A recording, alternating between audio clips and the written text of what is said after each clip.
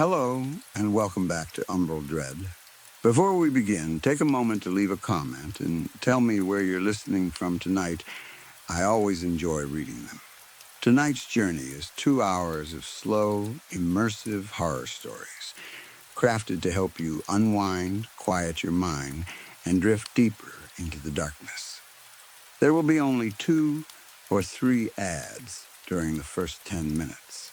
After that, the rest of the experience is completely uninterrupted. If you enjoy calm, atmospheric horror designed for late-night listening, don't forget to like this video, subscribe, and turn on notifications so you never miss a new story. Now, make yourself comfortable. Let your body become perfectly still and allow the sounds of the outside world to gently disappear into silence. Tonight, beyond the fading light, a forgotten tale is waiting, hidden where the shadows have never left. So close your eyes, listen closely, leave the waking world behind, and step quietly into Umbral Dread. Let's begin. Story 1. It has been 19 years today since Alex disappeared. Even after all this time, the memory still sends a chill through me. Some mornings, I wake up before sunrise with the old questions already waiting in my head. What if I had not called him outside that day? What if we had stayed indoors, arguing over board games and fighting over which cartoon to watch? What if I had walked him home before it became late? What if I had searched for him sooner? For months after he vanished, I read every newspaper I could find. I searched through columns about missing children, suspicious strangers, escaped criminals, and kidnappers passing through nearby towns. I watched the evening news and listened whenever adults spoke quietly about children who had disappeared. I was desperate to find an explanation. I needed there to be a man in a van, a criminal hiding near the woods, or some other terrible person who could be blamed. There had to be a reason a 13-year-old boy could disappear between one breath and the next. I sat at my desk and stared at those words in my diary. It had been years since I last opened that particular notebook. The cover was cracked, and many of the pages had turned yellow. Most of what I had written inside came from the months after Alex vanished. The entries were filled with fear, confusion, and carefully written lies. I closed the diary. Across the room, my son sat on a playmat, surrounded by brightly colored Lego pieces. He was still too young to build anything complicated, so most of his creations were simply towers of mismatched blocks that fell over as soon as he tried to lift them.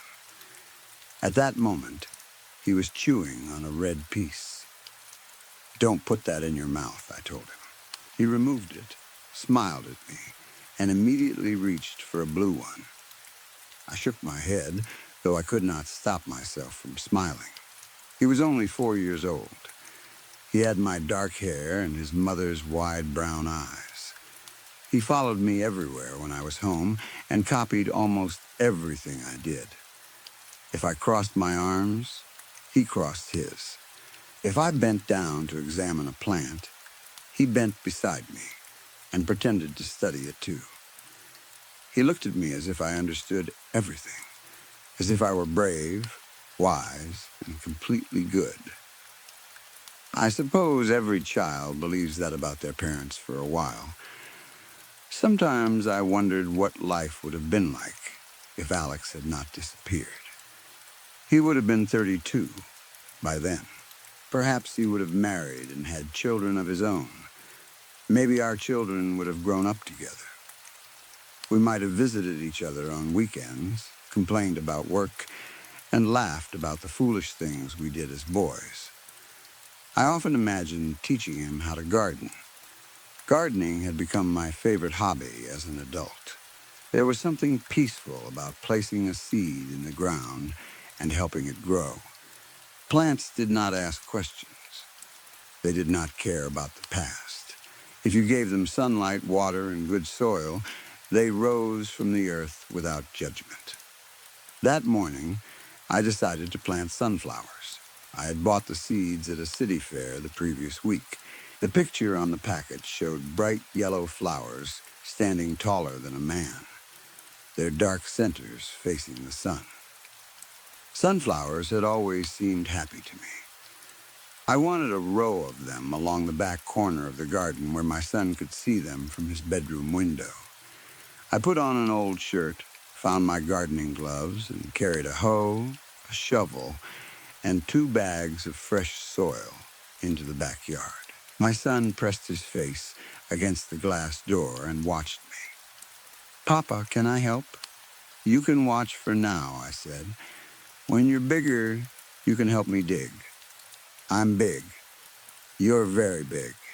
He seemed satisfied by that answer and returned to his toys. The morning was cool, but the sun was bright. Autumn leaves had begun gathering along the fence, and the grass still carried drops of water from the night before. I chose a spot near the far corner of the yard. That part of the garden had always been difficult. The soil was packed tightly and filled with stones. Nothing I planted there seemed to grow well. Still, the sun reached it for most of the day, so I thought the flowers might survive if I dug deep enough and replaced some of the old soil. I pushed the shovel into the ground. The metal struck something hard. For a moment, I thought it was another stone. I shifted the shovel and tried again. This time, it entered the earth. I began digging. With each movement, the smell of damp soil rose around me. It should have been comforting. Instead, it awakened memories I had spent years trying to bury. I remembered another yard in another time. When Alex and I were children, we loved digging holes. We buried things we believed were valuable: glass marbles, toy soldiers, bottle caps, coins, and handwritten notes.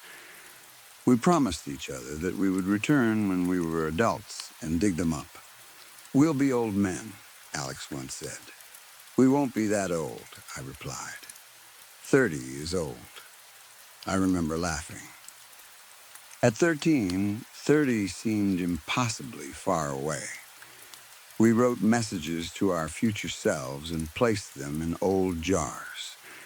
Most of those jars were probably still buried behind the house where I grew up. Or perhaps the new owners had found them and thrown them away. I continued digging until the hole was deep enough for the sunflower seeds. I opened one of the bags of fresh soil and poured part of it inside. Then I reached for the seed packet. As I tore it open, something in the loose earth caught my attention. A thin streak of pink lay beneath the dark soil. At first, I thought it was a piece of plastic or an old rag. The land had been empty before we built the house, and construction workers had left small pieces of trash everywhere. I nearly ignored it. Then the wind shifted the loose soil, revealing more of the material. My hand moved before I could stop it. I knelt and pulled gently. The fabric resisted. I brushed the earth away and uncovered a torn section of cloth. It was faded, dirty, and partly destroyed by time. Roots had grown through it. Small insects moved across the surface. Still, the color was visible. Pink, a-cold feeling spread through my chest. I knew that cloth. I had not seen it in 19 years, but I recognized it immediately. It came from the shirt Alex had been wearing on the day he disappeared. My hands began to shake. The seed packet fell beside the hole, scattering small black seeds across the dirt. For several seconds, I could not move. My son called to me from inside the house, but his voice sounded far away. The garden disappeared. The fence, the house, the tools, and the autumn morning faded around me. I was 13 again. whenever I thought about Alex's disappearance. Another story always returned with it. The legend of the Whispering Man. Every town has a frightening story adults pretend not to believe, and children repeat in quiet voices. In our town, that story belonged to the Whispering Man. People said he had once been a school teacher. No one could agree on his real name or exactly when he had lived. Some said it happened 100 years earlier. Others claimed he had taught at the old school before it burned down. According to the legend, the teacher became sick with a disease no doctor could cure. He grew thin, weak, and close to death. Then something visited him in the night. Some versions said it was a demon. Others said it was an old spirit from the forest. A few said it was death itself. Whatever the visitor was, it offered the teacher a bargain. He could survive, but once every year he would have to take a child into the woods and consume them. The teacher accepted. After that, children began disappearing. People searched the forest, but found nothing except small bones, torn clothing, and marks on the trees. At night, the woods were said to whisper, not with words. The sound was described as wet and soft, like something chewing in the darkness. That was how the teacher became known as the Whispering Man. Parents used the story to frighten children away from the forest. Stay near the road, or the Whispering Man will take you. Come home before dark, or he'll hear you. Never answer if someone whispers your name from between the trees. Alex and I loved the story. We pretended not to be afraid, but neither of us would walk through the woods alone after sunset. When Alex disappeared, the old legend returned. Some people mentioned it as a joke at first. Then, when the search failed, the joke became something more serious. Children whispered that the Whispering Man had taken Alex. Even some adults began repeating the story. No one truly admitted believing it. But belief is not always necessary. Sometimes a story only needs to be easier than the truth. I looked at the pink cloth in my hand and remembered everything. Alex and I had been friends for most of our childhood. We lived only a few streets apart, but our families were very different. My parents were relaxed.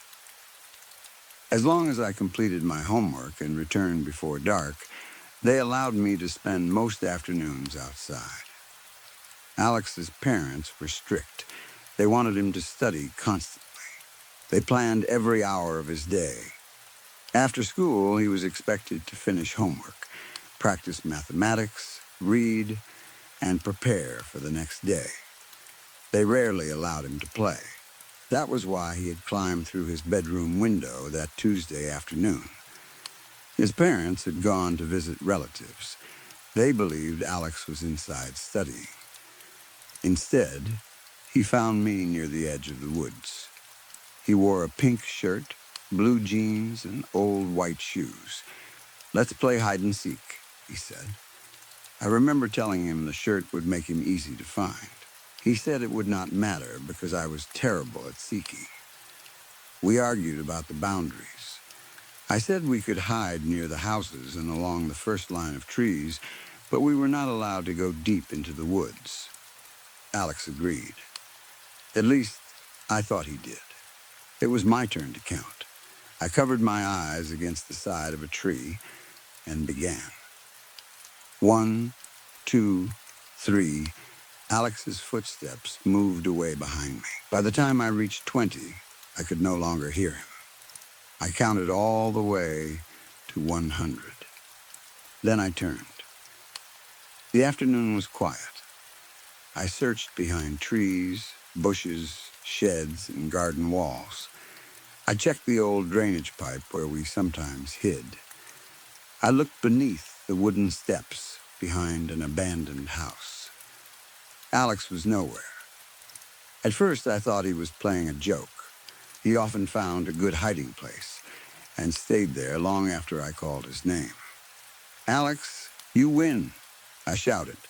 "Come out." There was no answer. I searched again. The sun moved lower. Shadows stretched across the ground. I began to worry. I walked toward his house, thinking he might have become scared and gone home. His bedroom window was still open. He was not inside. I returned to the game area and called his name again. Nothing. That was when I looked toward the woods. We had agreed not to go far beyond the first trees. But Alex loved breaking rules when his parents were not around. I told myself he was hiding deeper inside, waiting for me to become frightened. I entered the forest. The air felt colder beneath the trees. Leaves cracked under my shoes. Branches caught my shirt. I called Alex's name every few steps. No answer came. Then I saw one of his white shoes. It lay beside an old stone structure hidden beneath vines and leaves. Most people had forgotten the structure was there. It had once been part of a building, perhaps a small house or storage shed. Only a few broken steps and part of a wall remained. "Alex?" I moved around the stones. He was lying at the bottom of the steps. At first, I thought he was pretending. "Very funny," I said. He did not move. I climbed down. There was blood near his head. His eyes were partly open, and his face looked strangely empty. I touched his shoulder. "Alex?" His body moved slightly beneath my hand, but only because I had pushed it. I checked for breathing the way I had seen people do on television. I placed my ear near his mouth. I pressed 2 fingers against his neck. I felt nothing. He had fallen from the broken step and struck his head against the stone.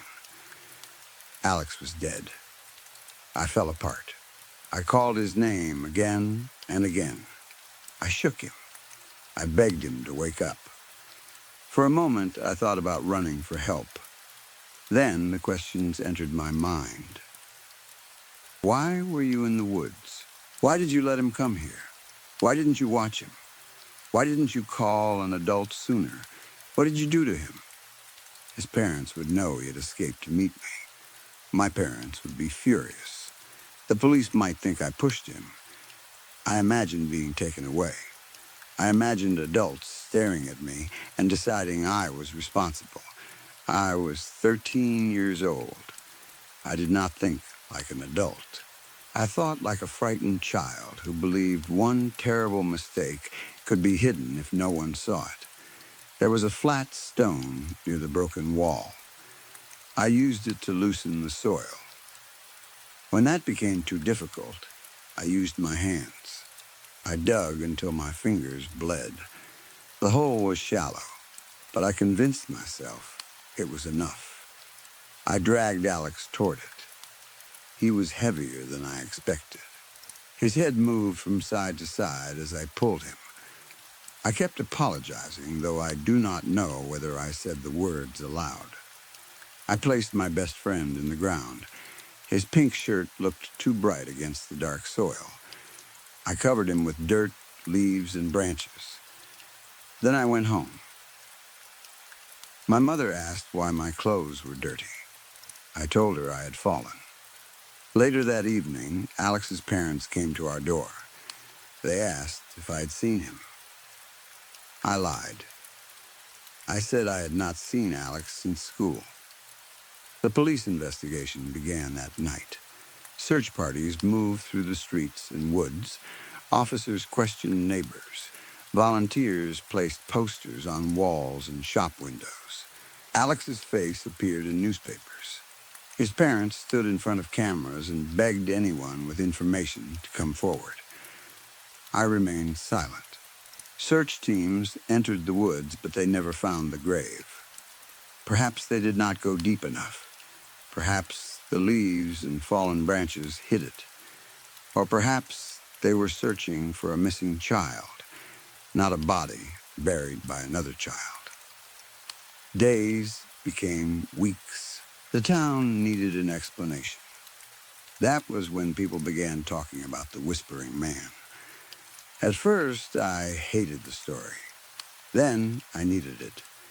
Whenever someone said the Whispering Man had taken Alex, I allowed myself to believe it for a few seconds. It was easier to imagine a monster in the woods than to remember my bleeding fingers pushing soil over my friend's face. Over time, the legend settled over the truth like a thick blanket. I stopped correcting people. Eventually, even inside my own mind, the lie began to feel real. I told myself Alex had vanished. I told myself I had searched for him. I told myself I had no idea where he had gone. Years passed. The old part of the forest was eventually put up for sale. When I heard about it, I bought the land without thinking. I told everyone I wanted privacy and space for a family home. The truth was simpler. I could not allow anyone else to own the ground.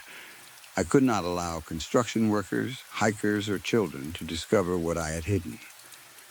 I built my house over part of the woods. I designed the garden myself. The grave was supposed to remain beneath the far corner of the property, untouched and forgotten. But soil moves, roots spread, rain washes things upward. And now, 19 years later, Alex's shirt had returned to the surface. My son called again. "Papa, I'm hungry." His voice pulled me back into the present. I looked down at the hole. More pink cloth remained beneath the soil. I could see something pale beside it. A small curve. Bone, I covered it quickly. I pushed the fresh soil over the cloth and pressed it down with the shovel. Then I picked up the scattered sunflower seeds and threw them into the hole. My hands shook so badly that half of them landed outside. I filled the hole and stepped on the earth until it looked flat. The flowers would grow there. Their roots would spread through the soil, through Alex. I left the tools beside the fence and went inside. My son sat on the mat, building another tower.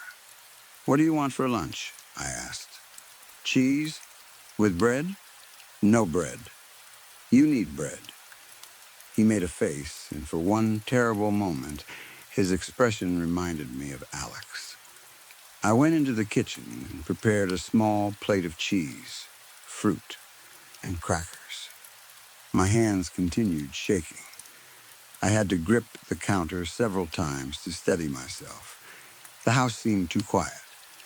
I imagined hearing scratching beneath the floor, then whispering, a soft, wet sound moving through the walls. I told myself it was only the wind against the branches. When I returned to the living room, my son looked up. "Papa," he said, "why were you digging so long?" I forced myself to smile. "Planting sunflowers." He nodded as if that explained everything. I placed the plate beside him. He began eating with his small, clumsy fingers. I watched him. He trusted me completely. He did not know about Alex. He did not know about the grave. He did not know that the house where he slept, played, and dreamed had been built to protect a lie. Most of all, he did not know what lay beneath his feet. That night, after my wife and son went to sleep, I returned to the garden. I carried the shovel and a flashlight. For several minutes, I stood above the patch of fresh soil. I knew what I had to do. I needed to dig up the remains and move them before anyone else found them. I needed to take Alex somewhere far away, somewhere no one would connect to me. But I could not force the shovel into the ground. From somewhere beneath the soil, I heard a sound. A whisper. At first, I thought it was only leaves moving in the wind. Then, I heard my name. The voice was quiet and young, exactly as I remembered it. I dropped the flashlight. The beam rolled across the ground and stopped on the place where I had planted the seeds. The soil moved, only slightly, as if something underneath had taken a breath. I ran back inside and locked the door. The following morning, a sunflower had grown in the corner of the garden. It should have been impossible. I had planted the seeds less than 12 hours earlier, yet the flower stood taller than my son, its thick green stem rising from the fresh soil. Its yellow petals faced the house. At the center of the flower, where the seeds should have been, there was a dark shape that almost looked like a face. My son pressed his hands against the glass. "Pretty," he said. I could not answer. The flower turned slowly. There was no wind. Its dark center moved away from me and faced my son. Then, from beneath the floor, something began to whisper. Story 2. Nobody really prepares you for parenthood. People like to say they do. There are books, classes, videos, and entire websites dedicated to raising children. Everyone seems to have advice. Feed them this. Never let them watch that. Read to them every night. Keep a routine. Be patient. Stay calm. Make sure they feel safe. It all sounds simple when the child is only an idea. Then you have a real little girl standing in front of you, looking up with frightened eyes. And suddenly, none of the advice seems useful. You start wondering whether you are doing anything right. I have been raising my daughter alone for almost 8 years. It has never been easy. I handle everything myself. I prepare her meals, wash her clothes, help her bathe, and make sure she brushes her teeth. I teach her reading, writing, and basic mathematics at the kitchen table. I choose the books she studies and create lessons from whatever materials I can find. At night, I sit beside her bed until she falls asleep. Sometimes, she refuses to close her eyes unless I stay in the room. Other nights, she turns her face toward the wall and pretends I am not there. Being a parent takes more energy than anyone admits. There are mornings when I wake up feeling as though I never slept. There are evenings when I want 5 minutes of silence, but she keeps asking questions. There are days when she will not eat what I make, no matter how much time I spent preparing it. Still, I take pride in what I have done. I have kept her healthy. I have protected her. I have given her a home. There are moments when I wish things had happened differently.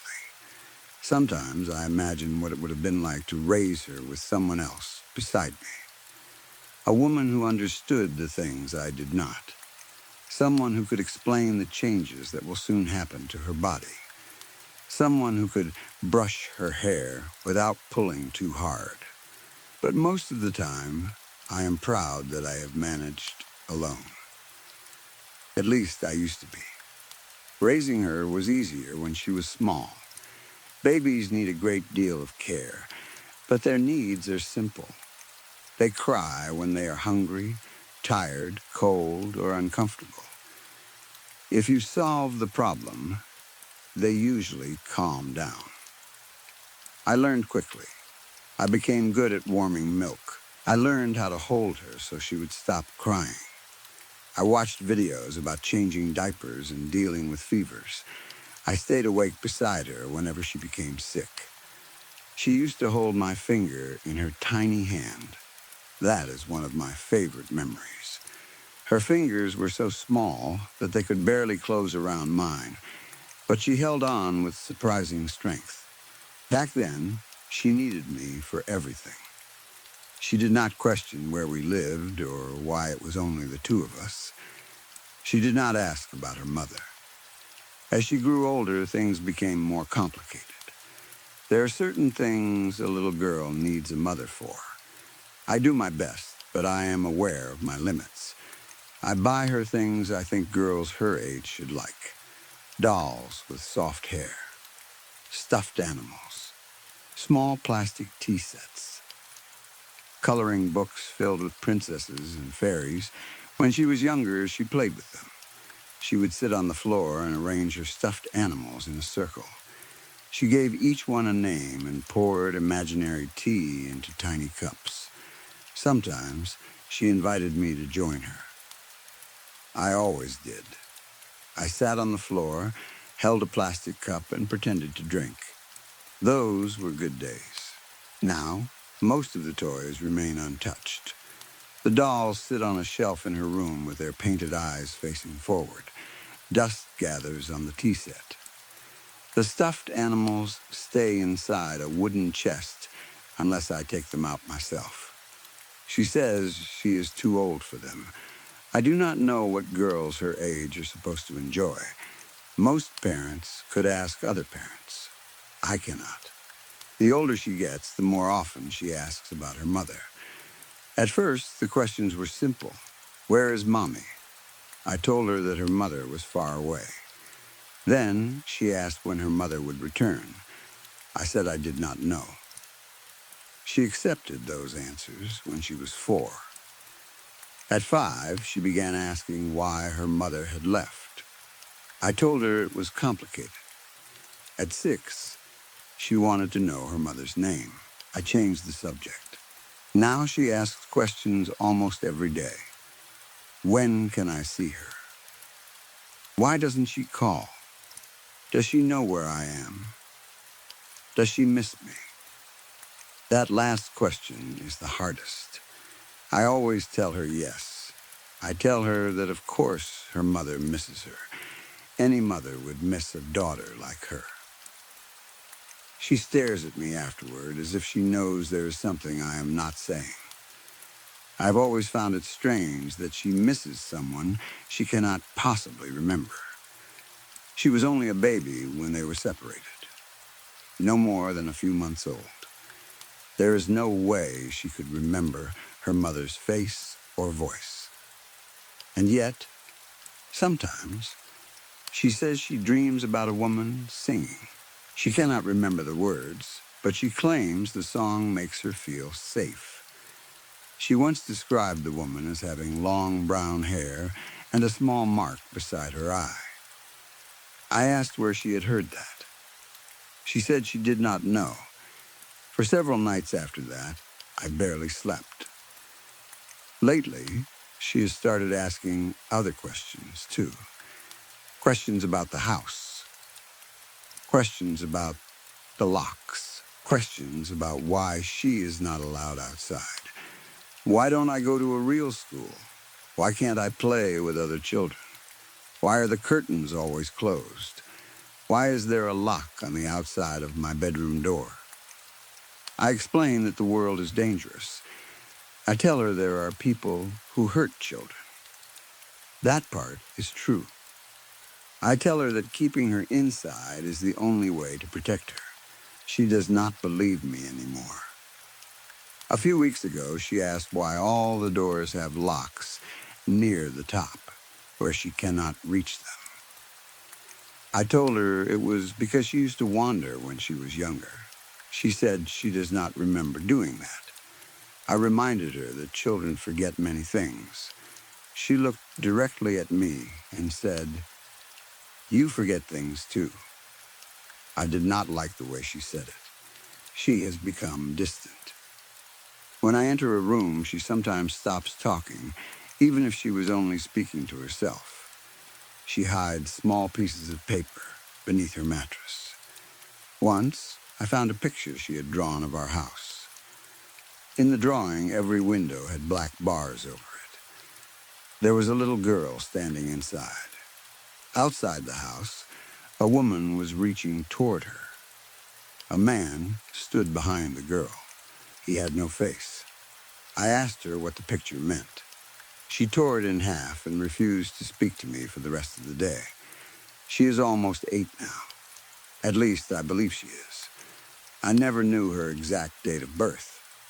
I chose a birthday for her based on how old she looked when I found her.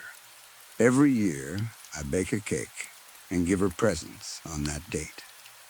She used to enjoy it. Last year, she asked how I knew when she had been born. I told her I remembered. She asked whether I had been there. I said yes, without thinking. Then she asked why there were no photographs of her as a newborn. I told her the photographs had been lost. She did not ask anything else, but I could tell she did not believe me. This is not something I can say I planned for. When I took her, it was an impulse. I wish I could explain it in a way that made sense. For most of my life, I had wanted a family. I wanted a wife, a house, and children running through the rooms. I imagined teaching a son how to repair things or reading stories to a daughter before bed. But I was never good with women. I became nervous around them. I said the wrong things. I either spoke too much or not enough. The few dates I had ended badly. One woman told me I made her uncomfortable because I stared too much. Another said I became serious too quickly. She laughed when I mentioned children on our second date. After that, I stopped trying. But the desire to have a family did not disappear. It grew. Every time I saw a father carrying his child on his shoulders, I felt angry. Whenever I passed families eating together in restaurants, I wondered why they had been given something I could never have. I told myself I would meet the right woman eventually. Years passed. Nothing changed. The loneliness became harder to live with. I began collecting things for the family I imagined. A wooden crib from a second-hand shop. Boxes of children's books. Small clothes that were on sale. At first, I knew it was strange. Then it began to feel like preparation. I convinced myself that if I built a life for a child, somehow a child would come into it. The spare bedroom became a nursery. I painted the walls pale yellow. I placed the crib near the window and filled the shelves with toys. Sometimes I stood in the doorway and imagined hearing a baby crying. Then one afternoon, I went to the park. I had no reason to be there. I was driving home from work and saw families gathered around the playground. Children ran between the swings and slides while parents sat on benches, looking at their phones or talking to one another. I parked across the road. I watched for a while. Then I saw her. She was lying in a stroller near a bench. A blanket covered most of her body. Only her small face and one hand were visible. A woman had been sitting beside the stroller, but she stood and hurried toward an older child who had fallen near the climbing frame. For a few moments, the baby was unattended. It felt as if everything around me became quiet. I remember getting out of my car. I remember crossing the road. After that, it is difficult to explain. My body seemed to act before my mind could stop it. I walked to the stroller. The baby looked up at me. Her eyes were wide and dark. She did not cry. That felt important at the time. I thought perhaps she knew I would care for her. I lifted her from the stroller and carried her to my car. Someone shouted behind me as I opened the door. I placed her inside and drove away. I did not look back.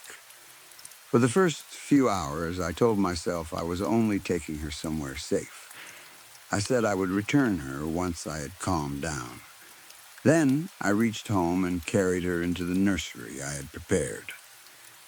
Everything fit. The crib, the blankets, the bottles. It felt as though the room had been waiting for her. That night, the news showed photographs from the park. They showed her mother crying. Police officers searched the area. People were asked to check their cameras and report anything suspicious. I turned off the television. The baby began crying in the next room. I went to her. After a few days, returning her became more difficult. After a few weeks, it felt impossible. I kept thinking about what would happen to me if I brought her back. I would be arrested. Everyone would call me a monster. And I loved her. At least, I believed I did. I wanted to give her the life I had always dreamed of providing. So I changed my routines. I left my job and found work I could do from home. I covered the windows. I stopped speaking to neighbors. I ordered supplies whenever possible and only left the house late at night. As she grew, I taught her that the outside world was dangerous. I told her she had been very sick as a baby and could not be around other people. At first, she believed everything. Children trust the people who raise them. That trust was a beautiful thing. Now, it is gone. She watches me carefully. Sometimes, when I walk past her room at night, I hear her whispering. I once stood outside the door and listened. She was repeating an address. I do not know where she learned it. It was not our address. I wrote it down and searched for it online. The address belonged to a house nearly 3 hours away. A woman lived there, the same woman I had seen crying on television all those years ago. Her mother. I stared at the screen for a long time. The woman had never stopped searching. Her social media pages were filled with old photographs, missing child posters, and yearly messages written on her daughter's birthday. Her real birthday, not the date I had chosen. The woman had also posted computer-generated images showing what her daughter might look like at different ages. The most recent one looked uncomfortably close. I closed the page and cleared the browsing history. I still do not know how my daughter found the address. Maybe I forgot to lock the computer. Maybe she heard something on the television years ago. Maybe she remembers more than I thought possible. Since then, she has become afraid of me. She flinches when I move too quickly. She has begun pushing furniture against her bedroom door at night, even though I can unlock it from the outside. Once, during an argument, she called me by my first name. Not Dad. She called me Martin. I had never told her that name. I asked where she heard it. She said she had seen it on one of my old letters. I searched her room afterward. I found a small bag hidden beneath a loose floorboard. Inside were crackers, a bottle of water, a screwdriver, and a hand-drawn map of the house. She was planning to escape. That realization broke something inside me. I have given her everything. Food, shelter, education, love. I stayed awake when she was sick. I held her when she cried. I taught her to read. I celebrated every birthday. And she wants to leave me. Part of me knows why. Another part thinks she is being ungrateful. I hate myself for thinking that. I know she never asked for this life. She never chose me. The more honest I become with myself, the worse it feels. Sometimes I consider taking her back. I imagine driving to her mother's house in the middle of the night. I could leave her near the front door, ring the bell, and drive away before anyone saw me. She would be safe. Her mother would recognize her. I used to tell myself that too much time had passed. I said the woman would not know her anymore. But that is not true. A mother would know. She would recognize the shape of her daughter's eyes, the small mark near her ear, and the way she presses her lips together when she is frightened. She would know immediately. That thought terrifies me. Not because I think the woman would reject her, because I know she would accept her. My daughter might run into her arms and never look back at me. 8 years could disappear in one moment.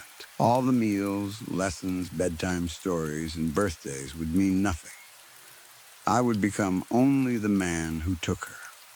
Maybe that is all I have ever been. I do not know. There are too many feelings inside me, and none of them agree. I love her. I resent her. I want her to be happy. I want her to stay. I know keeping her here is wrong. I also know I cannot imagine this house without her. Yesterday, she asked me directly whether I was her real father. I told her of course I was. She asked why we did not have the same last name on an old document she found. I said the document was fake. Then she asked why I had been watching videos about missing children. I lost my temper. I shouted louder than I ever had before. She backed into the wall and raised her arms to protect her face. I had never hit her. I told her that. She said, "Not yet." Those 2 words have stayed with me. Not yet. She thinks I will hurt her. Maybe fear makes children imagine things. Or maybe she sees something in me that I do not. Afterward, I apologized. I brought her dinner and placed it outside her door.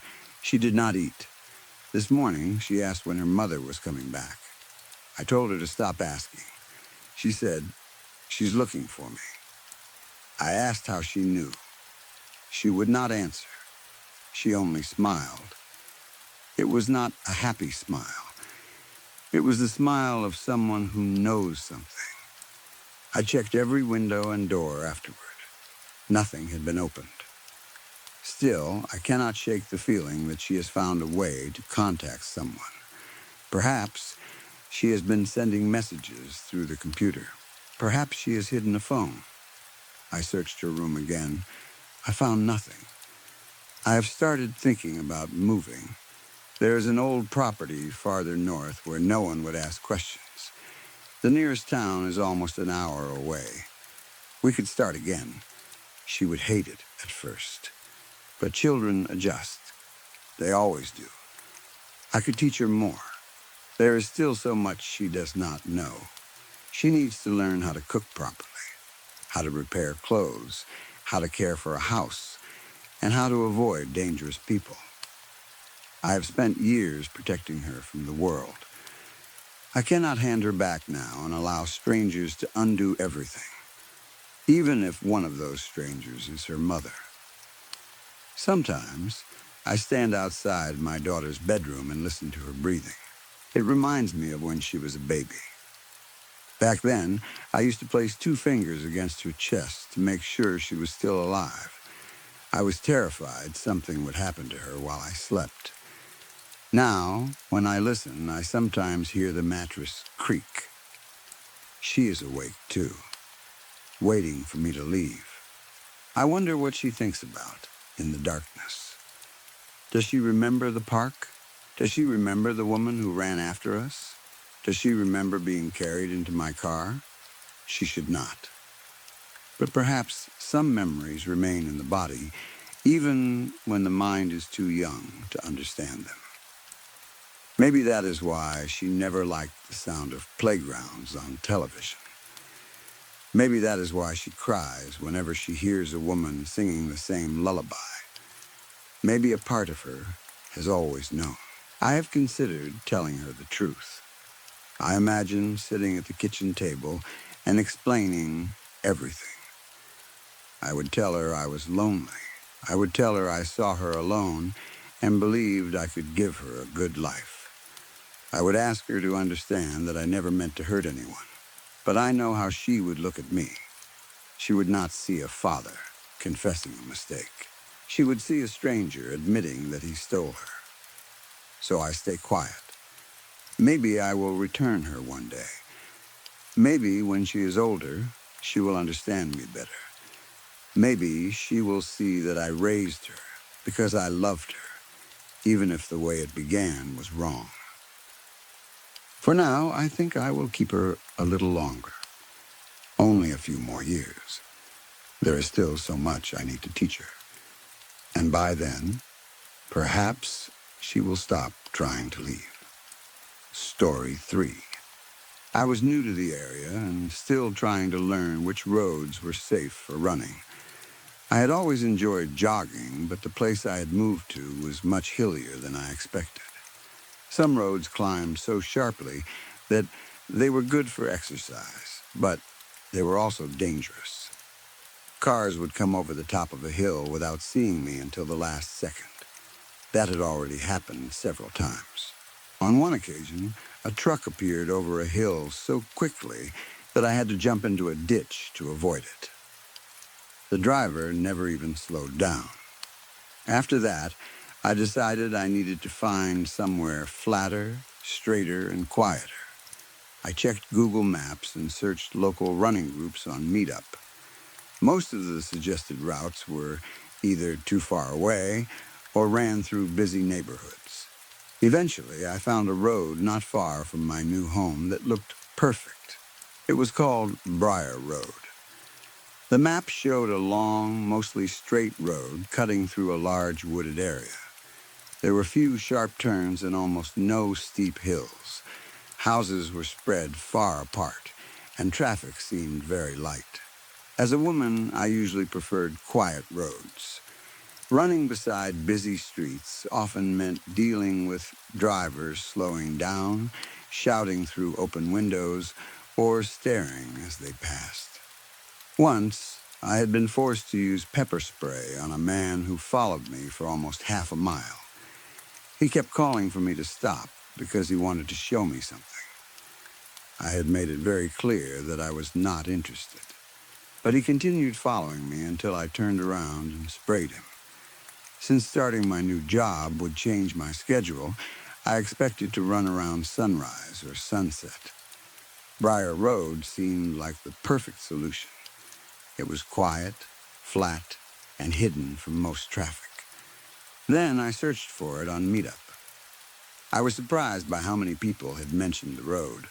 Most comments were vague. People simply said they would not run there again or recommended choosing another route. A few described strange experiences, although the stories sounded ridiculous. One person claimed they heard loud tribal drums coming from deep inside the woods. Another said they saw a deer watching from tall grass. The deer supposedly had 3 bright yellow eyes. The strangest review described Briar Road as being like the Bermuda Triangle. The runner claimed that time and direction did not work normally there. That was the comment that convinced me to ignore all the warnings. I had recently been hired to supervise a research and development team at a company that manufactured lenses. I had 2 master's degrees and had spent years working with science, measurements, and controlled testing. I did not believe in ghosts. I did not believe in monsters, UFOs, cursed roads, or mysterious triangles where the laws of nature stop working. In my opinion, those things were invented by bored people living in rural areas who wanted to make their town seem more interesting than it really was. So, on Friday morning, I decided to jog along Briar Road. Near the junction was a small historical marker with enough space beside it for 1 car. I parked there shortly before 7 in the morning. The weather was cold and damp. A thin layer of fog covered the road, and low gray clouds blocked most of the sunlight. It had rained the previous night, leaving the pavement wet. I wore a bright yellow running jacket, dark blue jogging trousers, and an orange sweatband. I had forgotten to charge my wireless earbuds, so I brought an older pair with wires and looped them around the sweatband to stop them from moving. I stretched beside the car, checked that my keys were secure, and began walking towards the start of the road. Once my muscles felt warm, I started running against traffic, as runners are supposed to do. The road was not maintained very well. The edges of the pavement had broken away in several places. Weeds grew through long cracks, and tree branches stretched close to the road. Thick poison ivy vines hung down from some of the trees, forcing me to stay farther inside the lane than I normally would. Because of the fog, I could not see very far ahead. The road seemed to follow a slight decline before bending gently to the left. Beyond that, I could only make out trees, bushes, and dark shapes in the mist. Birds called occasionally from somewhere above me. There were two houses near the entrance to Briar Road. Both were visible from the street, but neither looked occupied. Their paint was peeling, windows were dirty, and the gardens had grown wild. I passed them without giving them much thought. As I ran, I began thinking about my new job. I was supposed to start the following week. The position came with more responsibility than anything I had done before, and although I was excited, I was also nervous. The day after my run, one of my new coworkers had invited me to a small gathering at her home. Her name was Alicia. I had only met her twice, but she seemed warm, energetic, and extremely social. She had invited everyone from the lab to swim in her pool and have drinks in the backyard. I was looking forward to it. Moving to a new area had been lonely, and the gathering seemed like a good chance to make friends before starting work. I became lost in thought and stopped paying attention to the road. By the time I checked my distance, I had run almost a mile. I felt good. My heart rate was steady, my breathing was controlled, and I was fully awake. My right ankle hurt slightly because I had not run in nearly 2 weeks, but the pain was manageable. Then I reached a long bend. The fog suddenly became thicker. Within seconds, I could barely see more than 20 feet ahead. I slowed down and moved closer to the shoulder in case a driver approached without noticing me. As I emerged from the thickest part of the fog, another jogger appeared. The person rushed past me in the opposite direction. At first, I felt relieved. Seeing another runner made me feel as though I had been right to ignore the warnings. Briar Road was not haunted. It was simply a quiet place used by local joggers. Then I noticed the condition of the person. I could not tell whether they were a man or a woman. They wore a hooded jacket covered in mud. Their clothes were torn, and a long bloody scratch ran across one cheek. They waved both hands at me desperately. Their face was mostly hidden beneath the muddy hood, but I saw their mouth moving. As we passed each other, I pulled one earbud out. The sound that came from them was not normal. The voice was extremely high and fast. It sounded like a damaged cassette tape being played at the wrong speed. It reminded me of a cartoon voice stretched into a painful squeal. I could not understand a single word. The jogger disappeared into the fog behind me almost immediately. I stopped running. My heart suddenly beat much faster. I lowered both arms and turned around, expecting the person to reappear. There was only fog. I tried to understand what I had seen. Perhaps the runner had fallen in the woods. Maybe the strange voice came from an injury or some medical condition. Maybe my music had distorted the sound. My mind had been rewarding me for ignoring the superstitious stories. Now, it flooded my body with adrenaline. For several seconds, I could not decide whether to continue or return to my car. Eventually, pride won. I told myself the encounter had a reasonable explanation and started running again. The fog began thinning as I completed another mile. That was when I noticed something impossible. The sun had been rising on my left when I began the run. Now it seemed lower in the sky, almost hidden behind the trees. Long shadows stretched across the road as though evening were approaching. I continued running and tried not to panic. Maybe I had remembered the position of the sun incorrectly. Perhaps the clouds were making it appear lower. I repeated those explanations until they almost sounded believable. Then, my music stopped. I had been listening to an old Lady Gaga song when the sound disappeared in the middle of a line. I looked at the phone strapped to my upper arm. The screen would not turn on. As I pressed the button, I realized something else. I could not hear my footsteps. My shoes were clearly striking the pavement, but they made no sound.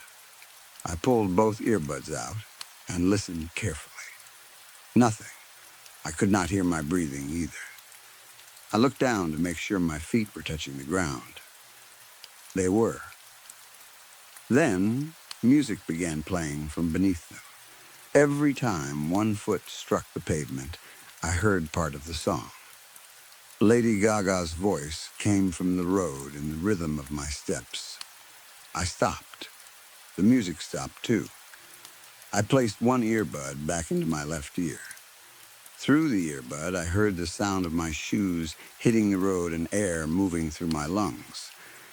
My actual footsteps and breathing had somehow moved into the earbud, while the music played from the road beneath me. I stood completely still. The world around me began to shimmer. Tiny points of light appeared in the air, making the fog sparkle like dust under bright sunlight. Then, everything changed again. The music returned to the earbud. My breathing came from my open ear. The sparkling lights floated upwards and disappeared. By then, I was genuinely terrified. I thought I might be having a stroke or seizure. I ripped the phone from its holder and tried to call an ambulance. The screen remained black. The phone appeared completely dead, yet music continued playing through the earbuds. Looking at the dark screen made me realize how much darker the road had become. I turned towards the left side of the forest. Only a thin line of orange and gold remained between the trees. It looked like sunset. I knew my car was around 3 miles behind me, parked near the historical marker. It should have been easy to reach. All I needed to do was turn around, follow the road, and return to the junction. Whether I was sick or trapped in some strange weather event, I needed to reach my car. I turned and began sprinting. This was not my normal running speed. I pushed myself as hard as I could. Almost immediately, I noticed the road ahead looked different. The land was hillier than I remembered. The trees were taller and closer together. The center lines on the road were gone. Metal guardrails now appeared beside several sections of the pavement. I did not remember seeing any of them before. I continued running while trying to convince myself that the fog had hidden those details earlier. Then the sun moved. It had been on my right after I turned around. As I watched, the final orange light drifted across the road and settled on my left side. The entire sky seemed to rotate. The movement made me feel sick, like spinning in circles with my eyes closed as a child. It appeared that the world had turned around me to keep me traveling in the same direction. I stopped again. I no longer knew where my car was. If the position of the sun could not be trusted and the road changed behind me, turning around meant nothing. After several moments, I turned again. I chose the direction that felt correct and forced myself back into a running rhythm. Then, a loud metallic noise came from behind me. I looked over my shoulder. The guardrails were pulling away from their wooden posts. Bolts snapped. Steel sections fell into the dirt. At first, I thought the metal had simply collapsed. Then it began to move. The long rails rolled through the mud like snakes. Steel twisted, bent, and curled into loops. Two sections rose into the air. Each stood between 15 and 20 feet tall. They shaped themselves into rough human forms. The ends of the rails touched the ground like thin feet, while the center curled into a large loop resembling a head. The metal groaned and screamed as it bent. Yellow reflector discs near the top of each rail rotated towards me. In the final light of the sunset, they looked like glowing amber eyes. Both creatures lowered their looped heads. They appeared angry that I was there. I turned and ran. I had never moved that fast in my life. Behind me, metal struck the road. The guardrail creatures followed, bending and pulling themselves forward. Their steel bodies scraped across the pavement with every step. I imagined what would happen if they caught me. Perhaps one would bend around my body and tighten like a snake. It might close its metal loop around my waist, neck, or head until something broke. I considered leaving the road and running into the forest. Poison ivy, three-eyed deer, and invisible drummers suddenly seemed less dangerous than the things chasing me. But another thought stopped me. Perhaps the guardrails wanted me to leave the road. Maybe something worse was waiting among the trees. The fog thickened again. I believed I was running in the correct direction and hoped the mist might hide me from the creatures. Then, two bright headlights appeared directly ahead. They blinded me. I jumped towards the muddy shoulder. My foot slipped. I fell hard, striking my face against a broken piece of pavement. Pain exploded through my cheek. When I touched it, warm blood covered my fingers. I rolled over and looked towards the road. Something like a large black cube moved through the fog. It had two brilliant headlights, but no visible wheels, windows, or body shape. It seemed to float just above the road. The cube struck the guardrail creatures. Their bodies immediately straightened and unraveled. The metal rolled back towards the roadside and reattached itself to the wooden posts. The black shape continued forward. Then it drifted off the road. It passed through the trees as though they were not solid and disappeared into the forest. For several seconds, I remained in the mud. My knee burned whenever I moved it. Blood ran from the cut on my cheek, and my clothes were soaked and dirty. Night had almost completely fallen. The temperature dropped quickly. I pulled my hood over my head with muddy hands and forced myself to stand. There was nothing else I could do except continue moving. I checked my phone again.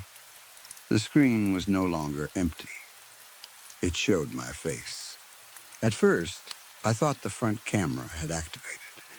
The image followed my movements, but something about it looked wrong. A thin line traced around my face. Then, the cut on my cheek opened wider. Blood poured from it. In the image, the skin on my face began peeling away. It pulled loose from my skull as though the blood were dragging it off. My cheeks disappeared first. Then, my lips and ears tore away. The screen showed gray-red muscle, exposed teeth, and bulging eyes. I screamed and nearly threw the phone into the woods. Somehow, I stopped myself. I left it strapped to my arm and continued running. The fog became thick enough to hide most of the road. Pain from my knee and face grew worse. I tried to move faster, hoping fear would keep my body from giving up. A human figure appeared ahead. It looked like a woman running towards me. Tears and sweat had collected beneath my headband, making it difficult to see, but she appeared normal. I waved both arms, turned back. I shouted, "Please, stop. You need to help me." We passed each other. The woman wore a bright yellow jacket, dark blue trousers, and an orange sweatband. Her clothes were clean. Her face was not injured. For 1 second, I saw shock in her eyes. Then she disappeared into the fog behind me. I stopped breathing. It was me. I had just passed myself from earlier that morning. I remembered the muddy runner who waved at me. I remembered the bloody scratch on the cheek and the high, broken voice. That person had been me too. I had tried to warn myself, but the road had twisted my voice until I could not understand it. I considered turning around. Perhaps I could follow my earlier self and prevent her from continuing. Before I could decide, another strange event began. The fog suddenly lifted. Water on the road formed into small beads, as though the pavement had become oil and was pushing the moisture away. The droplets rose into the air. Rainwater lifted from the ground, traveling upwards in thin streams. It looked as though invisible hooks had caught every drop and pulled it back towards the clouds. As the reverse rain cleared, I saw the junction ahead. My car was less than 500 feet away. The sun was rising above the trees exactly as it had when I began the run. Despite the pain in my knee and the blood on my face, I sprinted the remaining distance. I remember reaching the car, but everything after that became unclear. I do not remember opening the door. I do not remember putting the key into the ignition. I barely remember driving away. The short trip home passed like a dream. I did not want to stay alone in my house. I needed to be somewhere public, surrounded by normal people and familiar sounds. I grabbed a clean jacket and my laptop, then drove to a Starbucks in Little Fort. The baristas stared when I entered. I must have looked terrible. My hair was wet, my face was cut, and mud covered my trousers and shoes. I wore the clean jacket over the dirty clothes, but it did not hide much. I ordered coffee, sat near a window, opened my laptop, and began writing everything down on Meetup. The employees kept looking towards my table. They probably thought I was high or experiencing some kind of breakdown. My foot tapped constantly against the metal table stand. As the caffeine entered my system and the quiet familiarity of the caf began calming me, I noticed the date on my laptop. Sunday, 9 in the morning. I stared at the calendar. That could not be right. I had begun my run at around 7 on Friday morning. I checked an online calendar. Sunday, I searched the date on Google. The result was the same. Only then did I remember that I had not looked at my phone since seeing the image of my face being torn apart. It was still strapped beneath my clean jacket. I almost asked one of the baristas what day it was. Then I realized how I would sound. They already suspected I was unstable. Asking what day it was might convince them to remove me from the caf. Instead, I took out the phone. The screen was black. When I pressed the power button, it turned on normally. The home screen confirmed the date. It was Sunday. I had been on Briar Road for 2 full days. As the phone reconnected to the mobile network, notifications appeared one after another. There were several missed calls and 5 voicemails. 4 were from Alicia. In the first message, she asked whether I was still coming to the pool party. The second sounded worried. The third asked me to call her because no one from work had heard from me. Her final message had been recorded around 1 in the morning on Sunday. She sounded tired, disappointed, and concerned. The 5th voicemail came from an unknown number. There was no voice. Only drums. They started quietly, then became louder and faster until I ended the message. I did not know who to call or what explanation I could possibly give. Eventually, I called Alicia. When she answered, I immediately began apologizing. I spoke too quickly, trying to explain why I had missed the party without describing everything that happened. I said I had gone running. She interrupted me. "Where did you go?" I hesitated before answering. "Briar Road." Alicia became silent. Then she told me the same thing the meetup comments had warned me about. Something controls that road. She did not know what it was. No one did.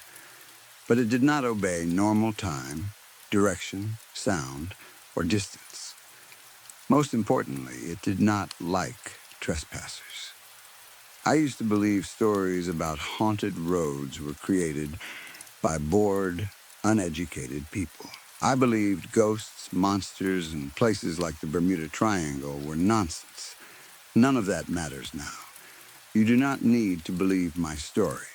You can decide I suffered a head injury, got lost in the fog, or experienced some kind of hallucination. You can create any explanation that makes you feel safe. Just take my advice. Do not jog on Briar Road. Story 4.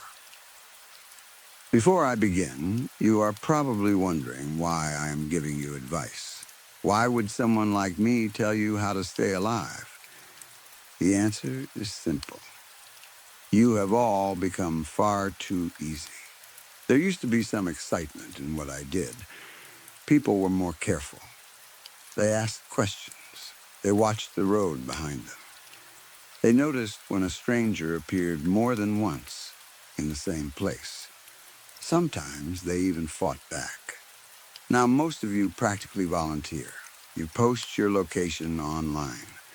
You meet complete strangers in empty places. You climb into cars without checking who is driving. You share your schedules, your workplaces, your favorite bars, your family's names, and pictures of the inside of your homes. Then, when something terrible happens, everyone acts surprised. I do not kill people simply because it is easy. If that was all I wanted, I would go back to hunting rabbits. Rabbits are predictable. They run when they sense danger. They do not stand around worrying that escaping might seem rude. People are supposed to be more interesting. You have imagination. You have instincts.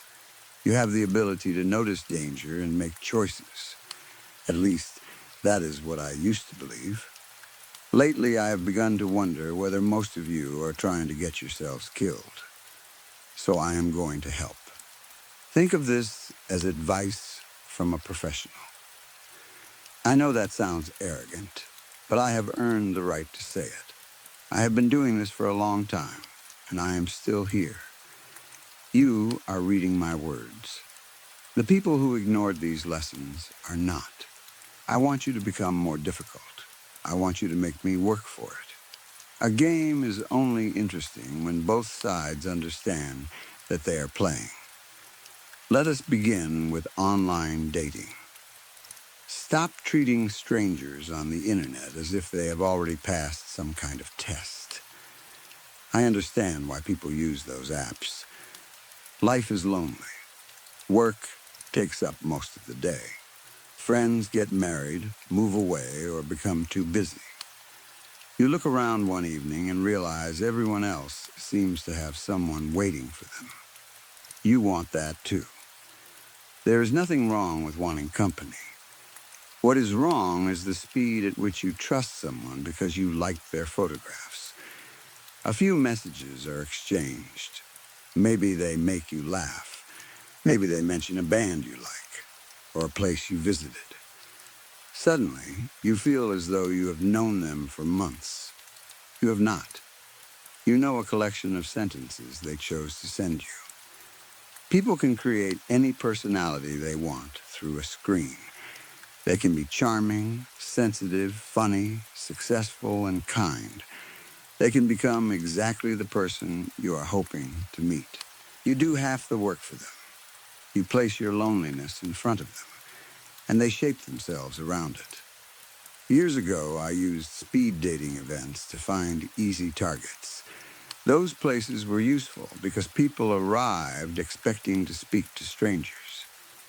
No one questioned why someone they had never seen before was asking personal questions. Now I do not even need to leave my home. You announce that you are available.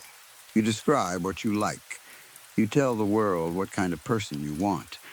Then you agree to meet someone you know only through a photograph that may not even belong to them. Sometimes you invite them directly to your home. Sometimes you go to theirs. You tell yourself it is exciting, spontaneous, modern. I call it convenient. Meet in public. Stay in public. Do not let a pleasant conversation convince you that the person across from you is safe. And never go to a second location. I can already hear the arguments. You might say the first place is closing. You might say the restaurant is crowded. You might say they know a better club, a quieter bar, a beautiful view, or a private place where you can talk. No, there is almost no reason good enough to leave the place you originally agreed to meet and follow a stranger somewhere else. You plan to watch a film? Watch the film. You plan to have dinner? Eat your dinner. You plan to meet for coffee? Finish the coffee, say goodnight, and go home. Make plans for another day when you have had time to think clearly. You do not need to prove that you are adventurous. You do not need to worry that the other person will think you are boring. Anyone worth seeing again will respect your caution. Anyone who becomes angry because you refuse to follow them somewhere private has just given you the most useful information you could possibly receive. Listen to it.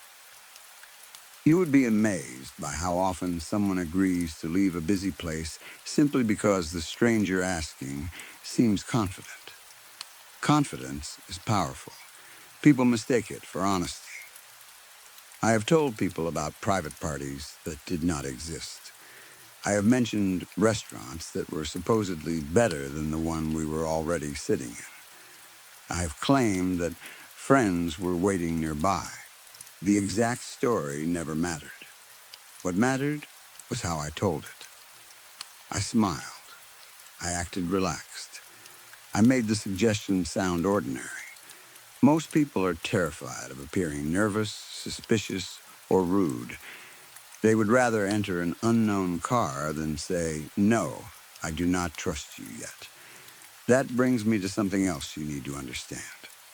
Charisma does not mean safety. A charming person can still be dangerous. A beautiful face can hide bad intentions. A calm voice can lie. You would think people had learned this by now.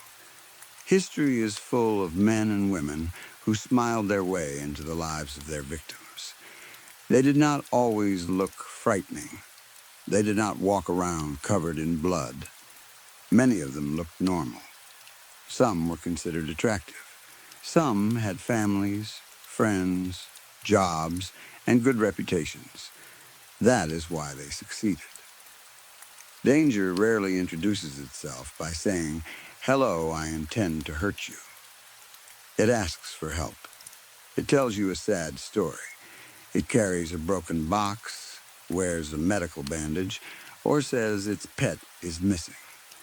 It makes you feel helpful and good. I sometimes wonder how many adults would still follow a stranger because he claimed to have lost his dog.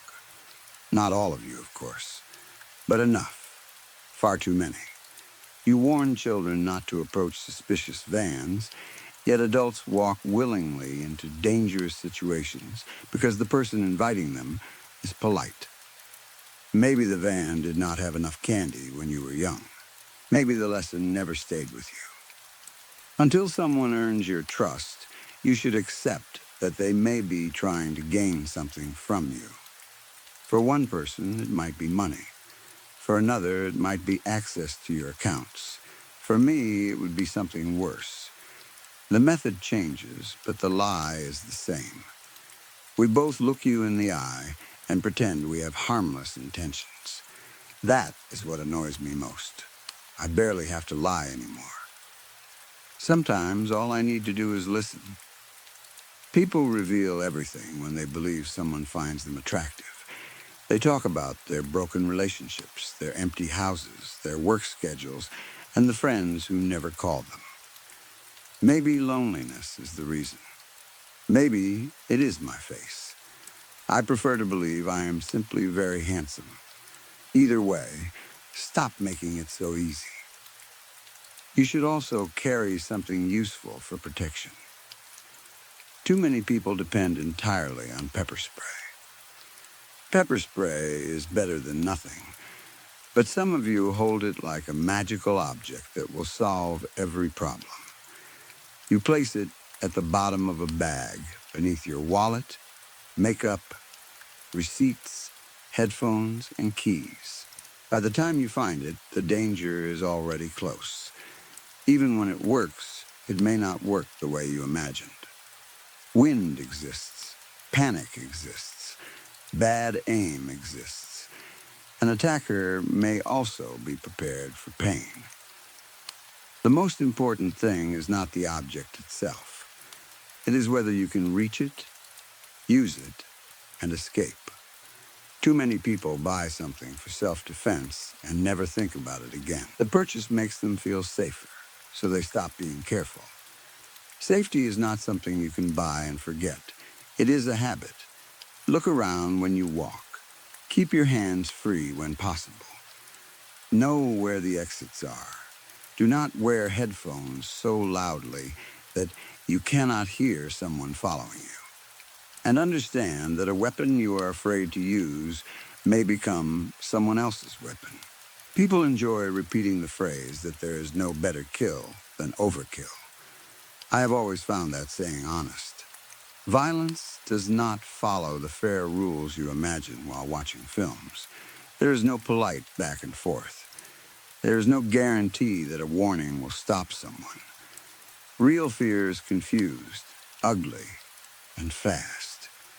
Your best defense is usually avoiding the situation before it begins. That means protecting your personal information. Personal information should remain personal. I should not know enough about you to steal your identity after one conversation. I should not know your full name, workplace, birthday, address, mother's name, pet's name, and favorite childhood memory because I spent 15 minutes looking through your public profile. Yet I often can.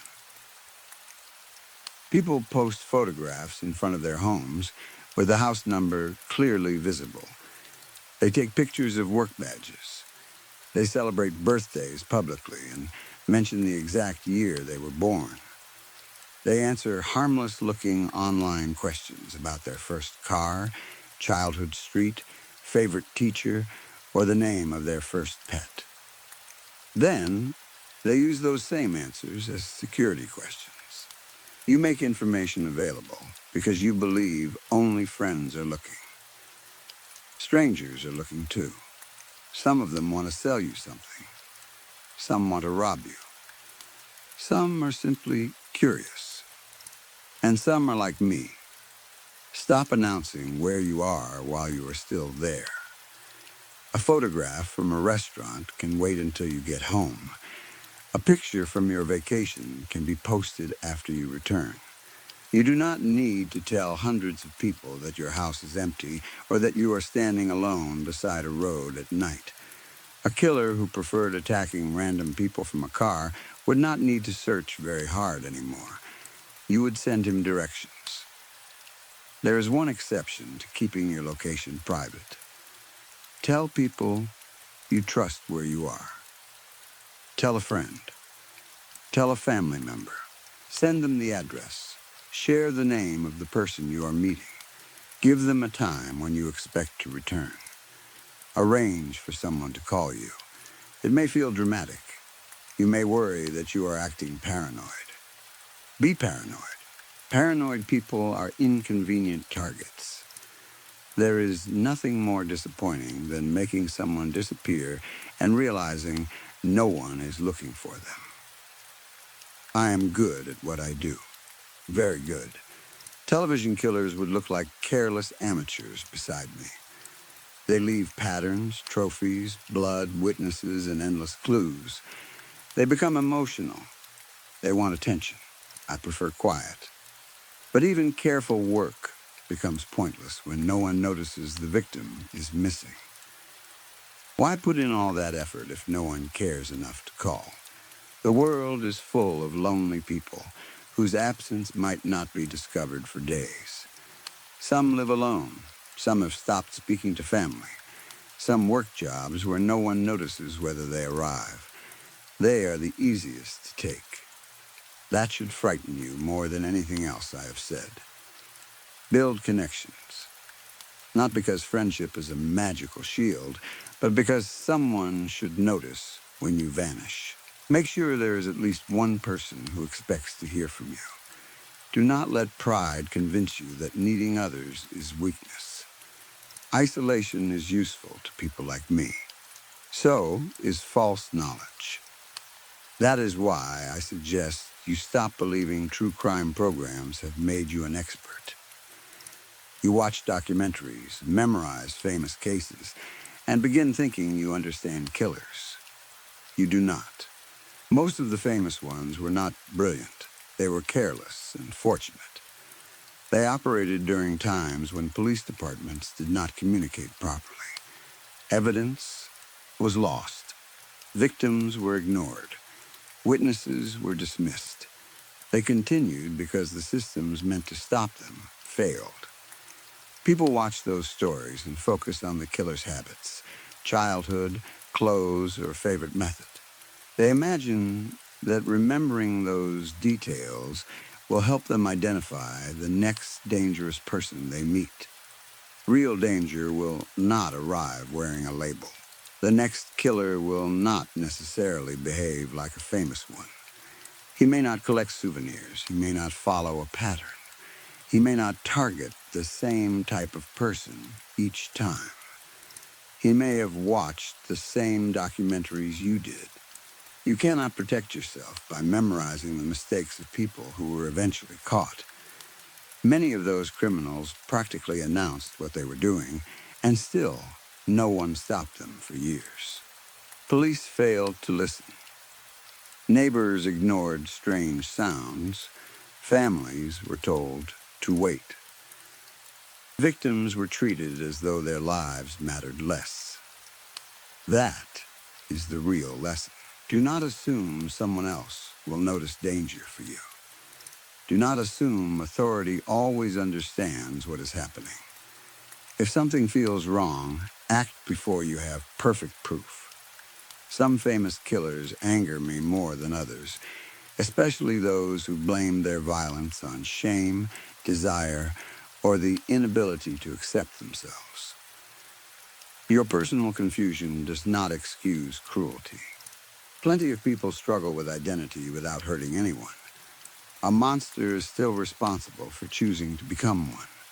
Do not allow a documentary to turn that choice into a mystery so complicated that you forget the victims. And finally, trust your instincts. I hate admitting that. Every safety article says it. Every police officer says it. Every parent says it. It sounds boring because you have heard it so often. But they are right. Every person I have killed knew something was wrong. Every single one.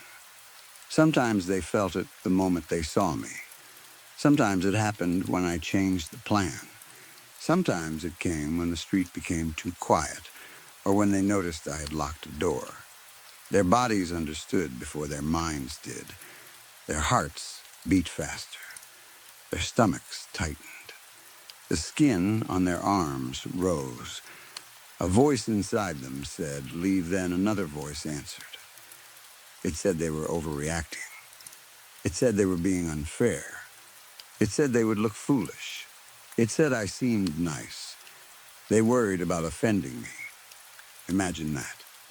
They sensed death standing beside them, and they were more concerned about appearing rude. That is how powerful social rules are. You have been trained to smile, apologize, and give people the benefit of the doubt.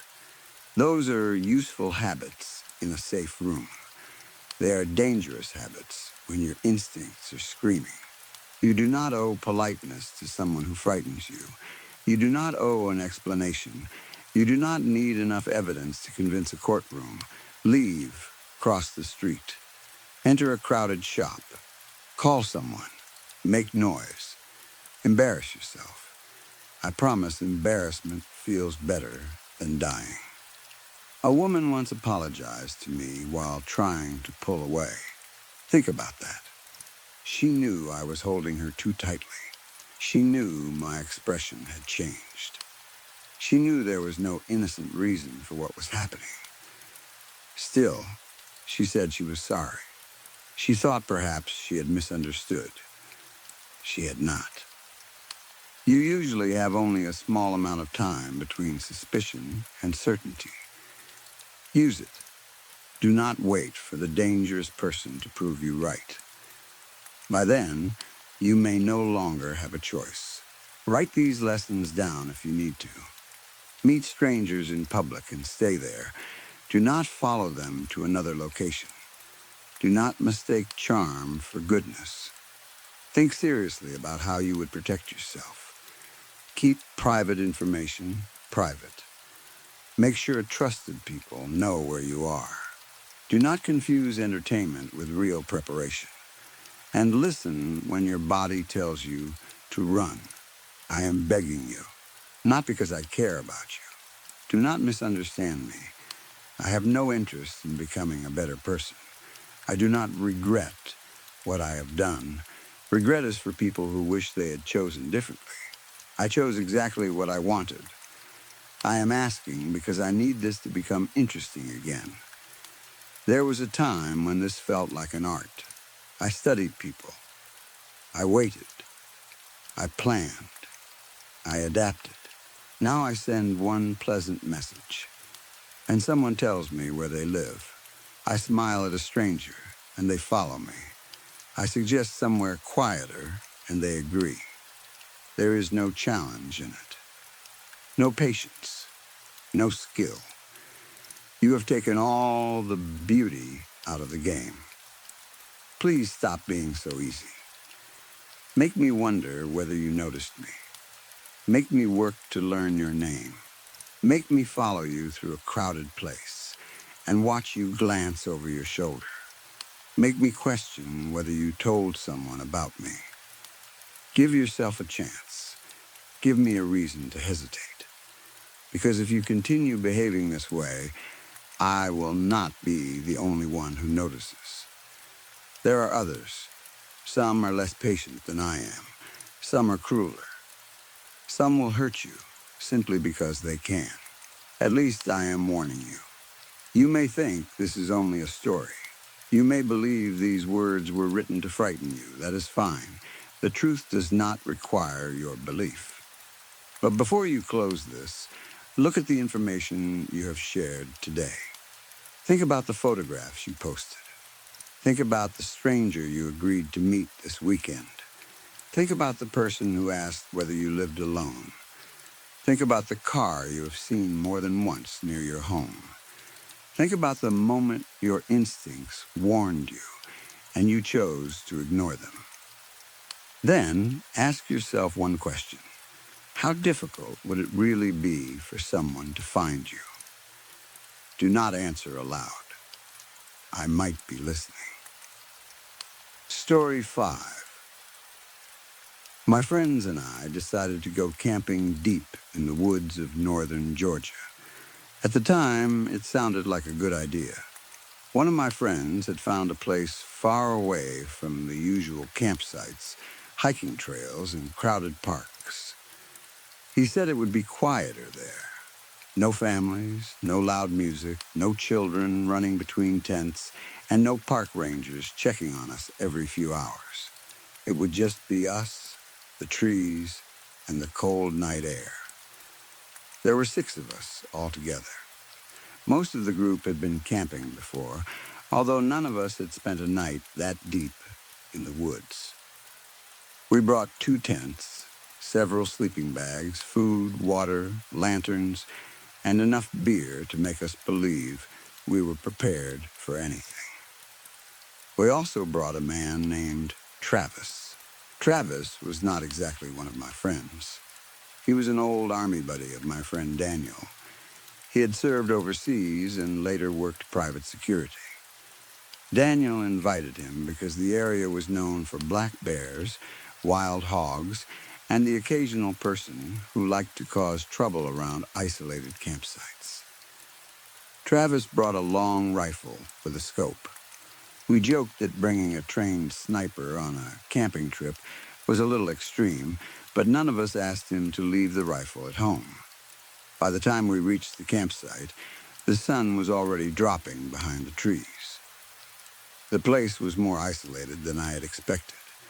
There was no proper road leading to it, only a narrow dirt track covered in fallen leaves and deep tire marks. We parked near a clearing and carried our equipment the rest of the way. The forest surrounded us on every side. The trees were tall, crowded, and dark. Their branches blocked most of the fading sunlight. The deeper we walked, the quieter everything became. There were no cars in the distance, no voices, no sounds from houses, only the wind moving through bare branches and the occasional crack from somewhere deep in the woods. The temperature dropped quickly after sunset. By 9 o'clock, it was freezing. We sat around the fire wearing thick coats, gloves, and wool hats. Every time the wind blew through the clearing, sparks rose into the darkness and disappeared between the trees. The fire was the only thing that made the campsite feel safe. Outside the small circle of orange light, the forest looked endless. Sometimes I thought I saw shapes moving between the trunks, but whenever I looked closely, there was nothing there. My friends laughed, drank, and told stories. Travis stayed mostly quiet. He sat with the rifle across his knees, watching the trees. At one point, Daniel asked whether he had seen something. No, Travis said, just listening. That answer did not make me feel better. Around midnight, the fire started dying. The large logs had burned down to glowing red pieces, and the smaller branches were almost gone. Everyone else had either gone into the tents or was too comfortable to get up. Daniel looked toward the small pile of firewood. We need more, he said. Nobody moved. After a few seconds, I stood. I'll get it. One of my friends offered to come with me, but I told him it would only take a minute. There were plenty of fallen branches near the edge of the clearing. I grabbed a small flashlight from my backpack. It was cheap and old. The plastic case was cracked, and the beam flickered whenever I moved it too quickly. Travis looked at the flashlight and frowned. Don't go far, he said. I won't. I walked away from the fire. The warmth disappeared almost immediately. Cold air pressed against my face, and the darkness seemed to close around me. The flashlight beam was weak and narrow, showing only a few feet of ground ahead. Dry leaves cracked under my boots. I began gathering branches, stacking them beneath one arm. I could still hear my friends talking behind me, but their voices became quieter with every step. Then I heard running water. It sounded like a small stream somewhere to my right. I stopped. We had not noticed any water when we arrived, and I remembered Daniel saying there was supposed to be a creek somewhere nearby. I was curious. I thought I might be able to fill one of our containers in the morning if the water looked clean. Instead of returning to camp, I followed the sound. That was the biggest mistake of my life. The trees grew thicker as I moved deeper into the forest. Thin branches caught on my jacket and scratched against my face. The running water became louder. After several minutes, the ground began to slope downward. The leaves beneath my boots turned damp, and the cold air carried a smell of mud and rotting plants. I pushed through a group of bushes. A small pond appeared in front of me. It was hidden completely by the surrounding trees. The water was black and still except near one side, where a narrow stream poured over a line of rocks. My flashlight moved across the surface. At first, I thought I saw a large fallen tree in the middle of the pond. Then it moved. A huge black bear stood in the shallow water. It was one of the largest animals I had ever seen. Its fur was wet and covered in mud. Water reached halfway up its legs. The bear held something between its front paws. I raised the flashlight. My stomach turned. It was a human leg, a girl's leg. The flesh had been torn away around the knee, and the foot was still wearing a dirty white shoe. The bear held the thigh against its mouth and pulled strips of flesh from it with its teeth. I wanted to run. I wanted to scream. Instead, I stood behind a tree, unable to move. The bear chewed slowly. Bones cracked between its jaws. Then it spoke. At first, I thought the sound came from somewhere else. The voice was too strange to understand. It was deep and rough, like an animal growl, mixed with a person trying to speak through a damaged throat. The bear's jaw moved as it talked. It did not move like a human mouth. Its lower jaw twisted too far to one side, then snapped back into place with a terrible cracking sound. "Did you have to see me talking?" the bear asked. It was looking down at something floating near its feet. I moved the flashlight slightly. A body lay half underwater. It belonged to a young woman. Her face was pale, and her wet hair floated around her head. One arm had been torn away. Her eyes were open. The bear continued speaking to her as though she were still alive. "Was that really necessary?" it asked. Its jaw cracked between every few words. "You know I'm a predator. You know I like meat. It's your fault I killed you." The bear tore another piece from the thigh. "What were you doing outside this late anyway? You practically asked for it." I pressed one hand over my mouth. My mind could not accept what I was seeing. Bears did not talk. Animals did not stand in ponds and argue with dead bodies. For a moment, I wondered whether I was dreaming. Maybe the cold had confused me. Maybe someone had put something in my drink. But the smell was real. Blood, mud, wet fur, and rotting flesh mixed together in the freezing air. The bear laughed. It was not a normal animal sound. It was a low human chuckle trapped inside a growl. "You could have stayed home," it told the body. "You could have minded your business." It shook the leg in its paws. "But no, you had to come into my woods." I began stepping backward. I moved slowly, trying not to breathe too loudly. The flashlight shook in my hand. I kept the beam pointed toward the ground, afraid the bear would notice the light. One step, then another. My boot came down on a dry branch. Snap! The sound echoed across the pond. The bear stopped chewing. Its head turned toward me so quickly that its jaw made another sharp cracking noise. The flashlight beam landed directly on its face. Its eyes reflected the light. They did not look like the eyes of an animal. There was intelligence in them. Human intelligence. They looked angry, cold, and completely aware. The bear dropped the leg into the water. It stood on its hind legs. The creature was enormous. Its head nearly reached the lower branches of the trees. Water and blood dripped from its fur. Its stomach was covered in dark stains. The smell reached me from across the pond. It smelled like rotting meat left inside a hot room. The bear stepped out of the water. It walked upright.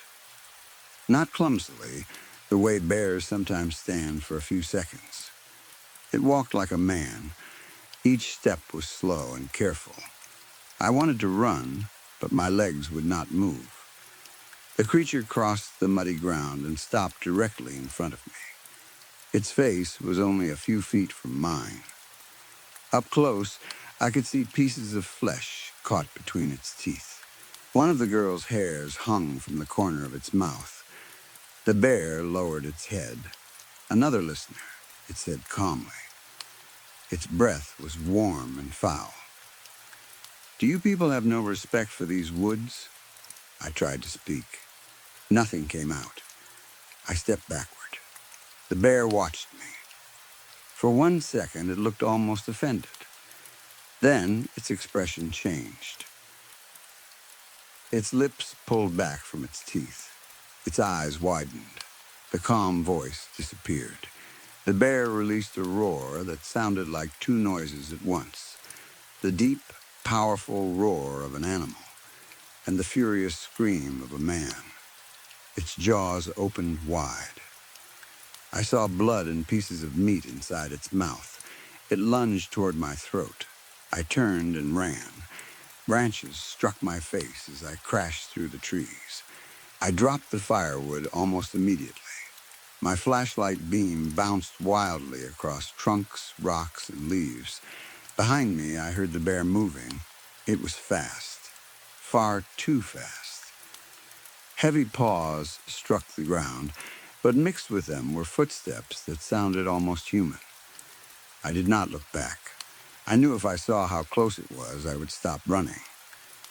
The creature spoke from the darkness behind me. "You're making me run in this cold." Its voice sounded close enough to touch me. "This is so disrespectful."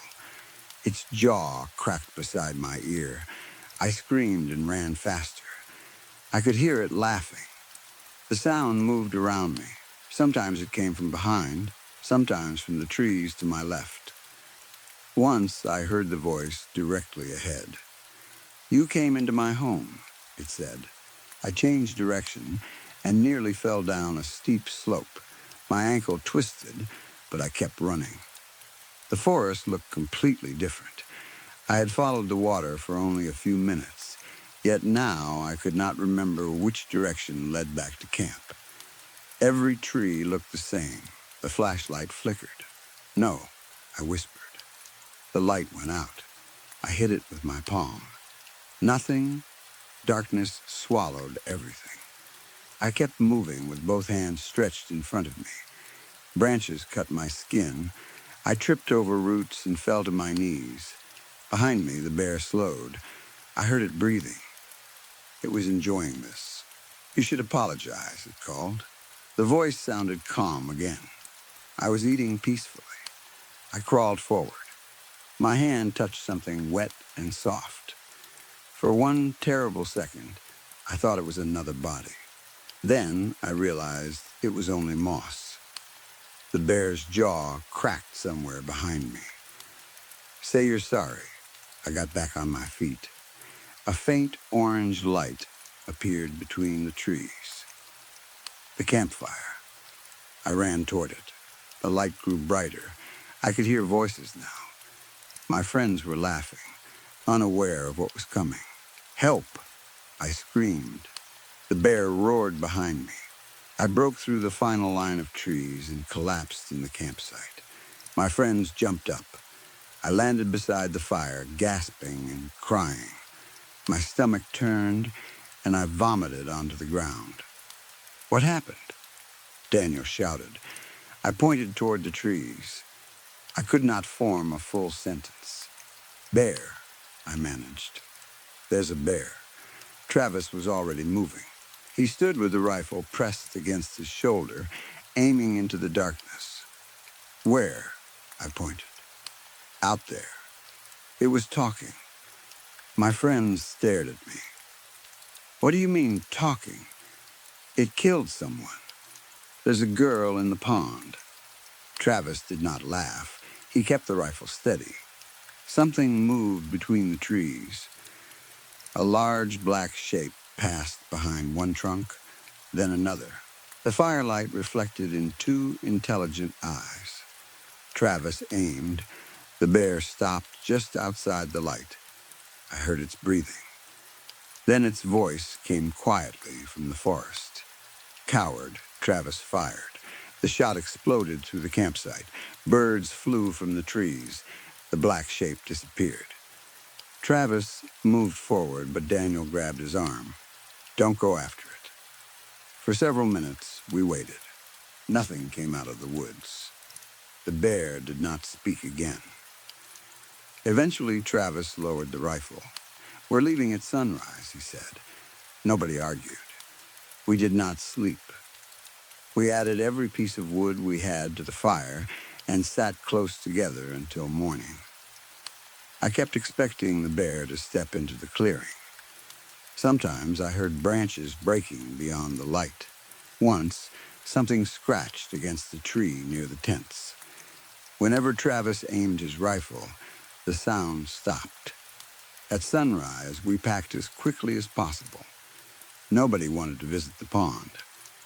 I tried to explain where it was, but the others said we needed to leave and call the police from the road. We loaded the vehicles and drove away. Travis kept looking in the mirrors. I looked too. For several miles, I thought I saw a large black shape moving through the trees beside the dirt road. When we reached a place with phone service, Daniel called the police. He told them we had seen a body near a pond and possibly encountered an aggressive bear. Officers took our statements later that day. They searched the area, but they said they could not find the pond. They found no body, no blood, no human remains. They found several bear tracks near our campsite, but nothing unusual. I did not tell the police everything. I knew how it sounded. A talking bear blaming a dead girl for being murdered. Even my friends seemed unsure whether they believed me. They had heard the voice in the woods, but Daniel suggested it might have been a person. Travis said nothing. When I asked him privately what he thought, he stared at me for a long time. That wasn't a person, he finally said. For the next 2 weeks, I lived in constant fear. I barely slept. Every time I closed my eyes, I saw the bear standing in the pond with the girl's leg in its paws. I heard its voice. You made me do it. You should apologize. I locked my bedroom door every night.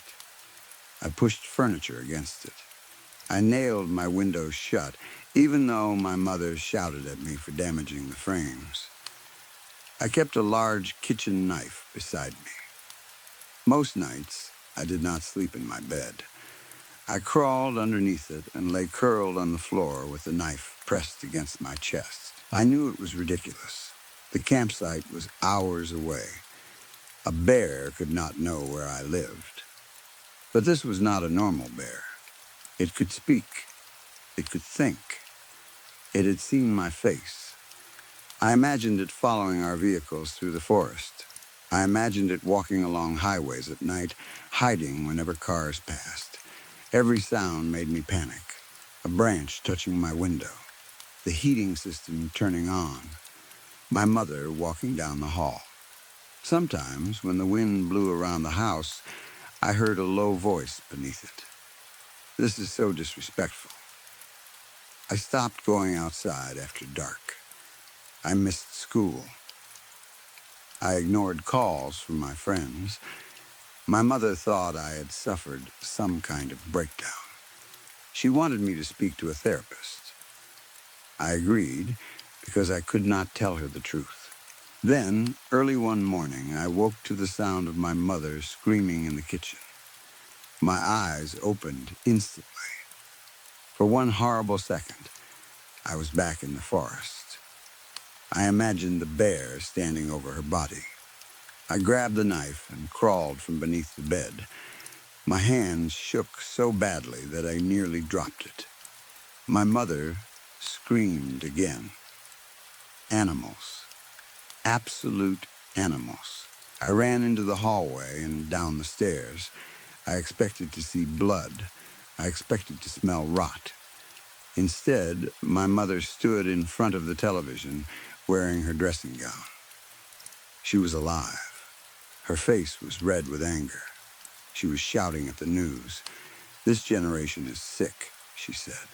"They have no respect for anything." I stopped in the doorway, still gripping the knife. My chest hurt from fear. "Mom," she turned. "What are you doing with that?" I barely heard her. My eyes were fixed on the television. A breaking news banner appeared across the bottom of the screen. The news anchor said park rangers had made a terrible discovery deep in the Georgia woods. A famous black bear had been found dead. Its name was Gentle George. I had heard of him before. Almost everyone in Georgia had. Gentle George was believed to be one of the oldest black bears in the state. Hikers had photographed him for years. He was known for staying calm around people. Videos showed him walking slowly across roads while tourists watched. Children wore shirts with his face on them. Park workers had used him in wildlife education campaigns. Everyone described him as harmless. Sweet, Gentle, the anchor, spoke in a sad voice. People across the state were already leaving flowers and signs near the entrance to the park. Then the television showed a photograph of the dead bear. The knife nearly slipped from my hand. Gentle George had been hanged from a massive pine tree. A thick rope was wrapped around his neck. His body hung several feet above the ground. The scene looked less like someone had killed an animal and more like an execution. The anchor explained that the bear had been shot several times before being hanged. 3 bullets in each shoulder, 3 in each knee. The shots had destroyed the joints, making it impossible for the bear to run or defend itself. My stomach dropped. The camera showed a closer photograph of the bear's face. I knew those eyes. Smart, human, full of hate. There was no possibility of a mistake. It was the same bear from the pond, Gentle George. The beloved animal everyone believed was harmless. Someone had discovered what he really was. Someone else had heard him speak. They knew he had killed people. They knew he was not gentle. They had tracked him into the woods, shattered his joints, and dragged him to that tree. The news called the killer a cruel poacher. Police called it an act of senseless violence. My mother called the person a monster. I did not. I thought of the girl in the pond. I thought of the bear blaming her while eating her body. "You know I'm a predator. It's your fault. What were you doing out this late?" It had spoken like a person who had practiced those lies many times. How many others had there been? How many hikers had disappeared in those woods? How many bodies had been hidden in ponds, caves, or deep holes? The knife fell from my hand. It struck the kitchen floor with a loud metal sound. My mother jumped. "What is wrong with you?" I could not answer. For the first time in 2 weeks, the pressure inside my chest disappeared. I could breathe. The bear was dead. It could not follow me. It could not stand outside my bedroom window. It could not break through my door and blame me for making it hungry. The fear left so quickly that my legs became weak. I leaned against the wall. My mother continued complaining about the news report, but her voice seemed far away. I went back upstairs. I pulled the furniture away from my bedroom door. I removed the chair that had been pressed beneath the handle. Then I used a hammer to pull the nails from the window frames. I opened both windows as wide as they would go. Fresh morning air entered the room. Sunlight spread across the floor. For the first time since the camping trip, the world outside did not feel dangerous. I left my bedroom door open. I placed the knife on my desk. Then I climbed onto the bed. I did not crawl beneath it. I lay on top of the blankets and stared at the ceiling. My body felt heavy. I had barely slept in 2 weeks, and now every lost hour seemed to catch up with me at once. Before closing my eyes, I remembered the girl in the pond.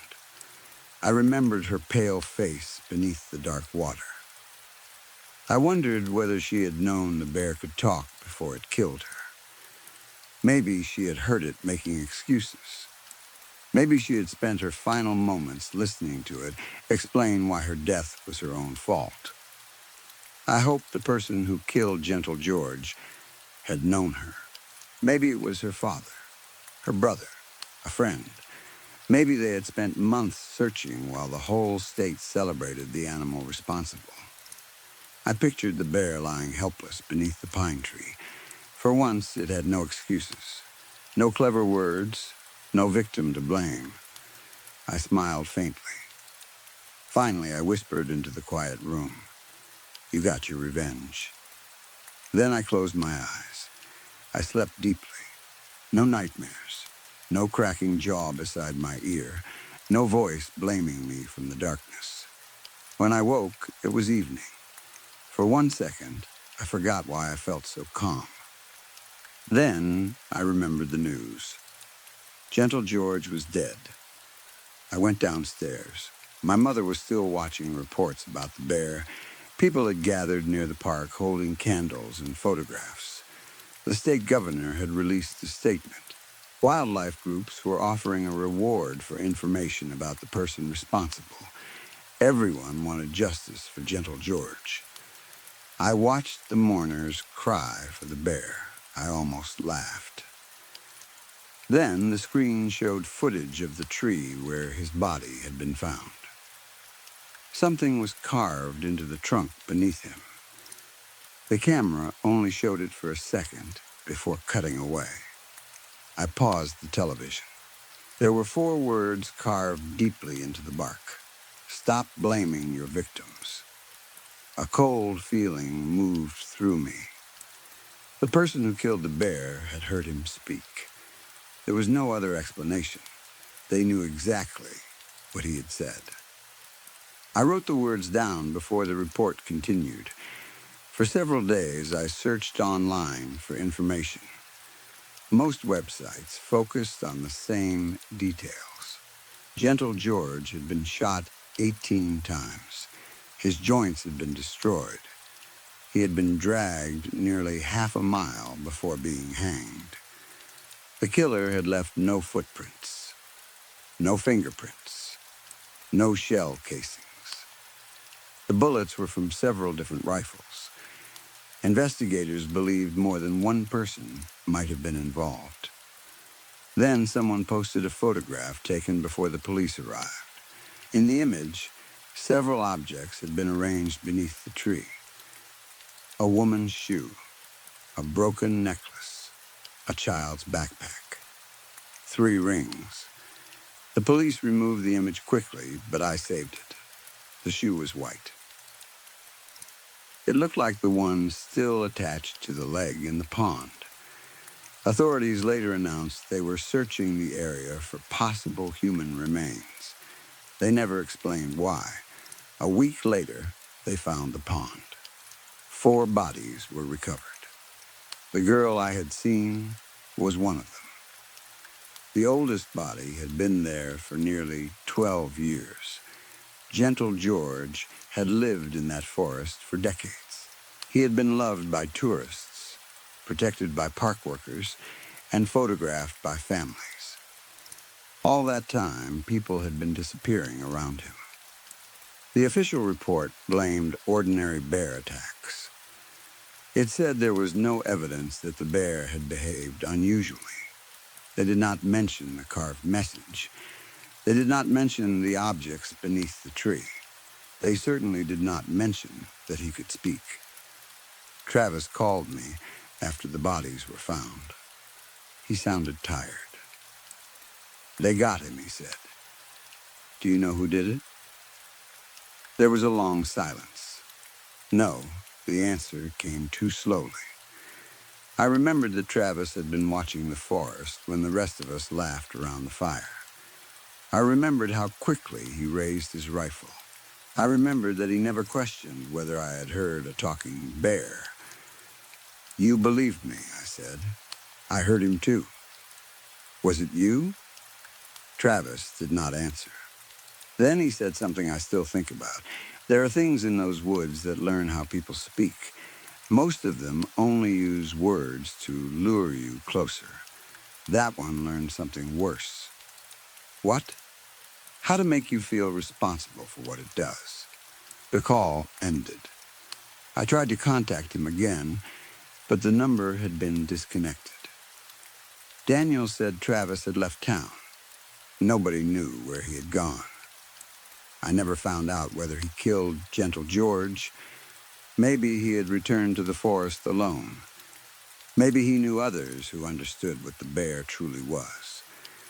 Perhaps the people who executed it had been hunting creatures like that for years. I no longer go camping. I do not walk through forests after dark, but I sleep with my windows open now. Most nights, I am not afraid. Gentle George is dead. His body was cremated, so no one could steal it from the wildlife facility. Thousands of people attended a memorial ceremony. They placed a bronze statue of him near the park entrance. The statue shows him standing peacefully on all four legs, looking toward the forest. A small sign beneath it calls him a symbol of gentleness and natural beauty.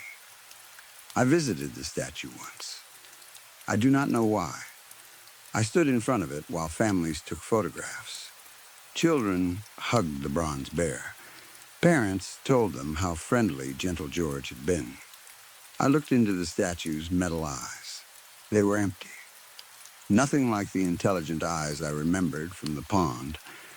Someone had scratched a message into the back of the statue. It was small enough that most visitors would never notice. I had to bend down to read it.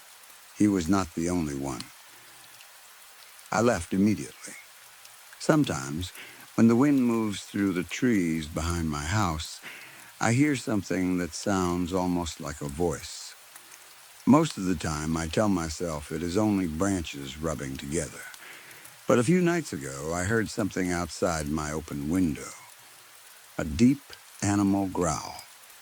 Then, a wet cracking sound. My body went completely still. The voice that followed was quieter than Gentle George's. It sounded younger. Female, you're sleeping with the window open, it whispered. It's like you want something to happen.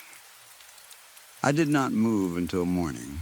When the sun came up, I found tracks beneath my window. Bear tracks, smaller than Gentle George's. Beside them was a single muddy footprint, shaped like a human foot. I have not nailed the windows shut again. Not yet. I keep telling myself, Gentle George is dead. I watched the news. I saw his body hanging from the tree. I know he will never speak again. But now I understand what Travis meant. There are things in those woods that learn how people talk. And somewhere out there, another one has learned Gentle George's favorite lesson. It has learned how to make its victims believe everything is their fault.